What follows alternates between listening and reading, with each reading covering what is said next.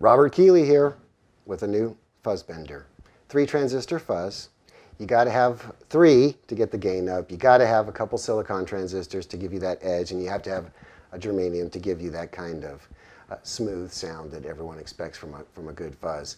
What I really liked about this was that we got to add an active EQ to it to give you exaggerated fuzz sounds, and we got to give you a bias control that allows you to shape the tone of the fuzz at any point in time. So that's what makes this Fuzz Bender special. That's what makes it really cool, is that you can shape the style of square wave that you're getting, and you can shape the tone to proportions you could never get through a standard fuzz.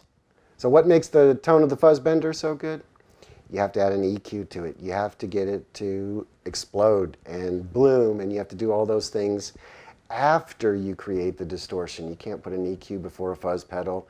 You have to make it kind of sing to you. So we had to adjust the fuzz. We had to make the fuzz a singing mid-range type of fuzz, because then we were going to later on add bass and treble. They're active EQs, something like I saw in the Boss FA1, or I saw in Boss Metal Zones, things like that. You see these active EQs used.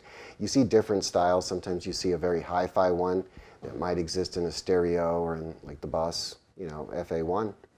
But then sometimes you see something that's used that's real aggressive, like in the Boss Metal Zone or things like that. And so we took our cue from those extreme, distortion type pedals to add a EQ to a fuzz that was appropriate, something where you could get something. This fuzz control is really interesting. It's kind of like feeds current into the transistors. Instead of being a fuzz control that goes from clean to all-out war, this one is like adding hair to the dog. This is like how sick I get with my fuzz.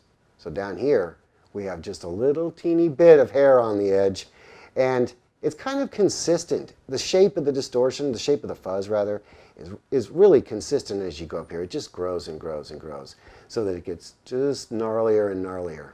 But it's not like designed to clean up. You're never going to get a clean sound out of this. Ain't going to happen. Just more degrees of hair.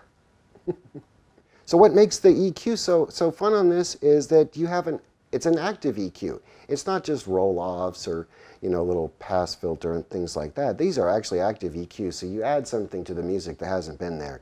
When you take this up, you actually get 20 dB of boost or 20 dB of cut. Those type of things aren't normal on fuzz pedals. You don't have that kind of range. And since it's after the fuzz circuit, you get a real true boost in those frequencies instead of something just distorting the transistor more. So we really like this. You can do things where you can get a very mid-range sound. You can like turn both the EQs down a couple dB and get a very cutting fuzz sound, or you can turn them up here and get something, say, muff-like, where you got a notch in the mid-range.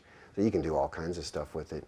When you're playing with fuzz sounds and you're trying to create a unique fuzz sounds, you add other pedals. You start stacking pedals. But you don't always have room for extra pedals on your board. You want one pedal to do the job.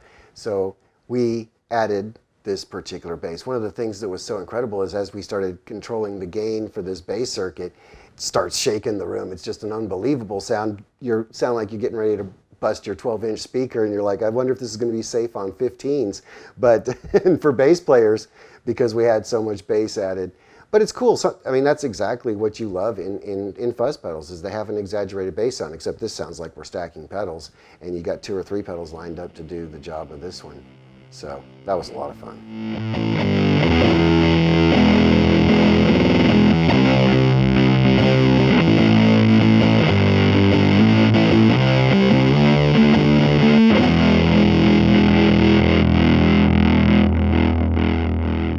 Treble controls are funny because most of us guitar players are kind of leery of them.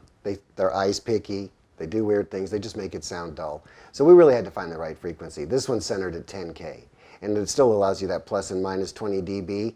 So what happens when you start to crank the treble is, and keep on going to these exaggerated extremes, you start to get almost an octavey effect because there's so much being boosted there. Carve away at the bass, and now you start to get almost like a broken fuzz, like what's wrong with my fuzz? This is in super fuzz territory. This is getting really crazy. It's like a fuzz without the octave going, but it still has that kind of attack and edge on it that's so powerful with fuzz. And if you need a little bit less in your band mix, that's fine, but you always have it there to kind of cut through the mix.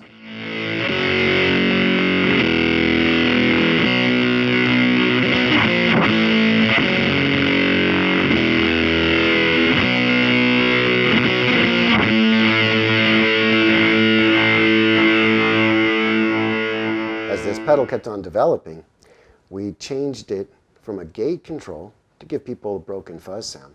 We changed it from a gate control and we said, you know what, it's really like a bias control. It's really controlling how hot the transistor is, how much we're amplifying, how much the shape of the distortion is pointy or it's squared off. And so what I like about our bias control now with its gain makeup is that as you turn it up, you can hear different levels of, say, spikiness to the fuzz. Or you can hear the square wave part of it, the smooth, compressed type fuzz go away, and it gets more aggressive and more edgy as you come up. And you're just, you know, in this case, we're starving the transistor, we're getting it to cut off, and it just acts a little crazier, a little more broken. Eventually, you know, you have to put effort into playing to get the gate to open up, and it can be kind of splattery. So we get you that splattery, broken fuzz sound, but there's a wealth of tones here in the mid-range that come out when you adjust from going like a square wave to something that's kind of edgy like a sawtooth wave, or something that has got these exaggerated treble spikes in it, so you can get this really, you know, very amazing mid-range range of control out of it.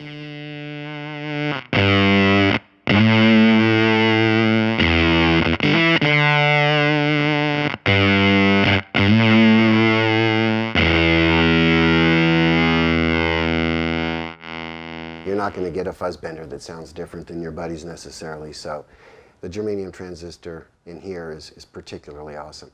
What I really like about it, though, is that it offers just a little bit of rounding. Sometimes you get some germanium transistors with lower gain. These are right around 100, and you get something with a little bit lower gain that's more common. It just sounds a little softer, and it doesn't break up as much. So that's why we chose to have the first stage with these, you know, very modern transistors, so we get the gain up. So there's lots of, you know, Velcro fuzz available. And then these particular Japanese ones sound really good. They're very even, they're very consistent, and they allow a good amount of treble through. They don't have a lot of capacitance, so they just sound awesome. And that allows us to take this bias control and really run the range of possibilities. In earlier tone benders that I worked with, bias control worked differently for each pedal because the transistors just weren't consistent. And that's what makes this design really spot on. There's so much new about the Fuzz Bender that I love, man. The graphics, the monochrome graphics, I really dig. The orange and white, I'm not a big orange fan. I'm a big fan of the Fuzz Bender. I'm a big fan of the orange on here. And the fact that we got to print our logo on this side of the pedal. That's really kind of special for me. That means the audience can see it, your buddies can see it, your future wife can see it out in the audience. And the logo for the pedal is really, really one of my favorites. It's a crown of lightning bolts, right? What is more fitting than a metal can, you know, germanium transistor with a crown of lightning bolts around it? Is that not epic?